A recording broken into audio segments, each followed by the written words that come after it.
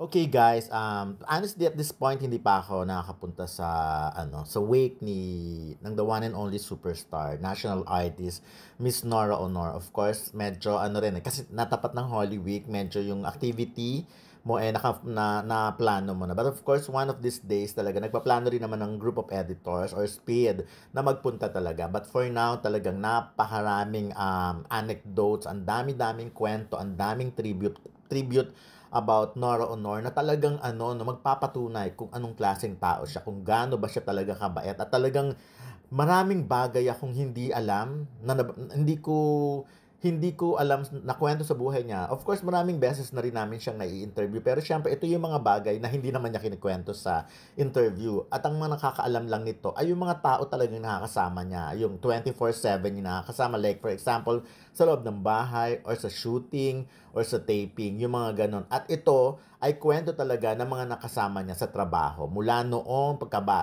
hanggang ngayon. Like, ito si Joel Lamangan.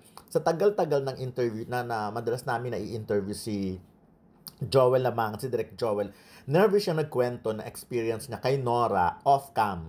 Ang lagi niyang kinikwento, ang sinasabi niya lang ay yung husay ni Nora, yung makikipagtrabaho nila. Of course, kung paano niya makatrabaho si Nora, puro ganon. Pero ngayon niya naikwento talaga yung pagsasama talaga nila sa kung paano niya nakilala si Ate Guy off-cam, yung mga ganon. So, ito, medyo mahaba-haba but anyways, puputulin ko yung mga iba. So, kinikwento niya na nga wala na si Ate Guy, pero napaka-dami nga nilang nagawang pelikula. Ito nga yung Muling Umawit ang Puso, Floor Contemplation. Itong Floor Contemplation at saka Muling Umawit ang Puso, naalala ko yan, nakapunta pa kami sa shooting niyan. Ayan, bakit may kahapon pa? Itong Sidhi, yan.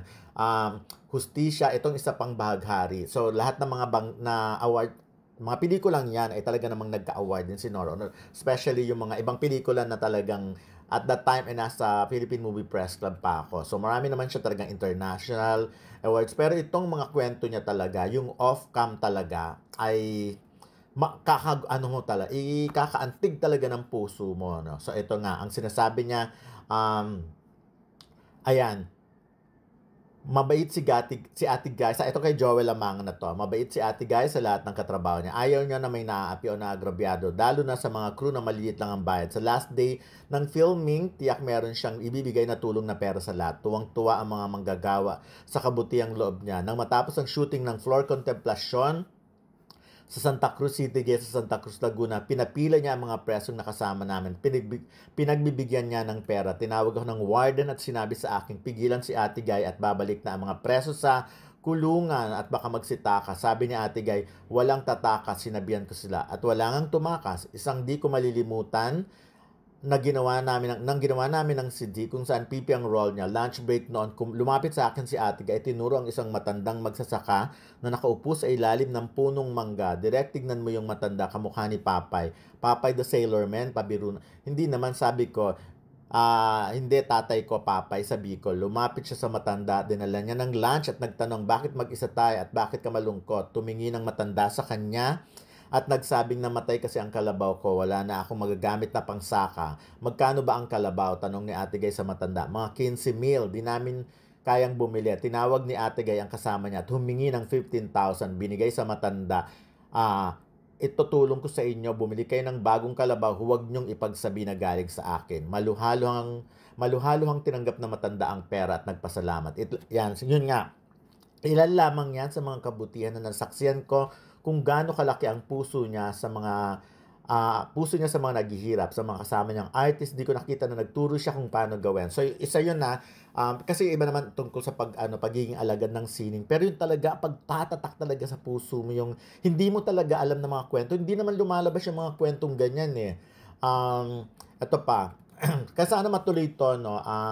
Meron kami pinag-usapan sana importanteng pelikula na isusulat ng kaibigan namin si Ricky Lee, ang Nora Honor Story. Nakausap namin ng producer, naghihintay lamang ng tamang panahon. Sayang wala si Ate Guy, pero itutuloy namin yon. Paalam Ate Guy, mananatili ka sa aking alaala at sa puso ko. Sa muling pagkikita, mabuhay ka. From Joel Lamangan pa lang yan. By the way, yung mga pictures na pinopost ko na kuha namin, medyo matagal yan. Actually, marami pa akong pictures noon. Hindi ko lang mahanap na talaga. Ito naman yung kay Bibet Ortesa naman, na isang alam naman natin, komedyante at scriptwriter din. So, kinikwento niya rito, nung unang pumasok siya, na writer ng Ang Makulay na Daigdig ni Nora, inamin niya naman na hindi gano'n kaalwa ng buhay niya o kaasikaso. Breadwinner nga siya at lumipat siya sa kumbaga sa bagong apartment dyan sa may bandang K First Street sa Kamuning. Ang problema daw, yung talent fee niya ay hindi na ibibigay ng buo paagad. So, lumapit siya kay Nora para sana yun nga, parang paunang bayad. Pero yun na nga sabi, tinignan lang siya ni Nora at parang ina-assess siya and then biglang naglabas ng cheque at yun nga binigay kay Bibet. So sinabi niya, so nakalipat na siya and then sabi niya after babayaran din niya. So nung natanggap niya na yung sweldo, binayaran niya. Kaya nagkataon daw na wala si Nora dun sa Valencia pa nakatira. Sa Valencia at tinabot niya dun sa taong pinagkunan ng cheque at yon. Pero nung eto na, she had guessed, our eyes met nung pumunta siya doon. I waved the envelope at her. Ibabalik niya kasi yung envelope nga. She put a finger to her mouth, shook her head, gave me a beer while also putting the envelope back in my bag. She wasn't perfect, but she was this Nora Honor. Yung mga ganyan imagine mo si Bibet Ortesa na yon. So, yung mga ganyang anekdota, mga kwento, talagang kakabiliban mo talaga. Can you imagine, hindi uso kay Ate Gayang noon pa naman alam naman na hindi uso kay Ate Gayang utang-utang. Laging bigay. So, laging ganon. At mapakarami niyang kung tulong at tulong ang pag-uusapan sa industriya, napakarami pero hindi mo talaga, alam mo, tingin ko nga, isa si Ate Gay talaga sa nagpauso sa pagbibigay ng ayuda sa mga maliliit na tao sa industriya. Kasi every Christmas daw, yung nagiging ng mga artista, yung parang nagkaroon sila ng obligasyon. But si Ate Gay kasi talagang ginawa niya yung taos sa puso. So, yung mga ganun. And then, ito naman yung kay Caridad Sanchez story.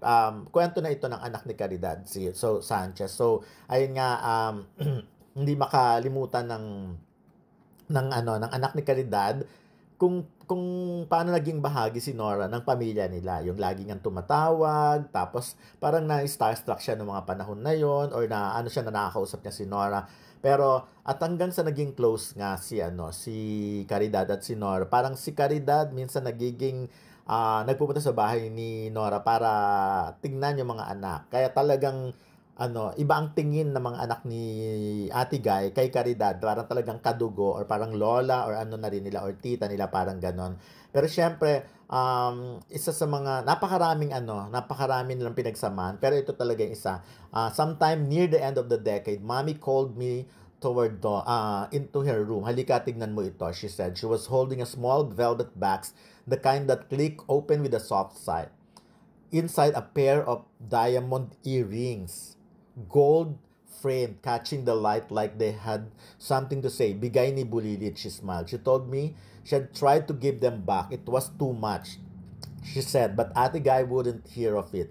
Sasama po ang loob ko. Ayun, she said. Refusing, tucked beside the earrings was a small handwritten card. No frills, just feeling, Tita, maraming salamat sa lahat.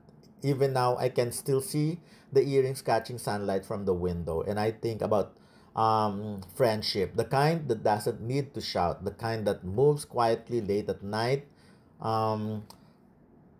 So, yung mga ganun di ba? Parang habang binabasa ko yung mga letter nila. Ito rin si Direk Louie Ignacio, napakalaki din ng naitulong niya dito in terms yung, alam mo yung pinagtitiwalaan kasi ni Nora yung mga bagong director, nagbibigay talaga siya ng chance.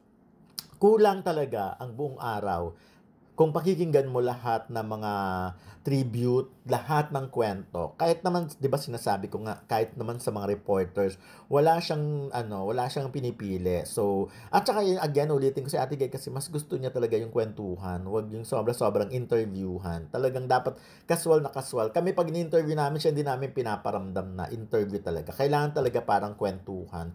Again, hindi ko makakalimutan yung of course, si Cray Pumaloy, ang co-host ko sa AME, na napakarami niyang kwento kay Ate Guy. Lahat ng pagpunta niya ng Amerika, pag-abroad niya, kasama niya si Ate Guy. Kaya yun talaga, mananatili talaga sa puso ng lahat ng Pilipino si Ate Guy. At yun na nga, mahal na mga Pilipino namin si Ate Guy, the one and only.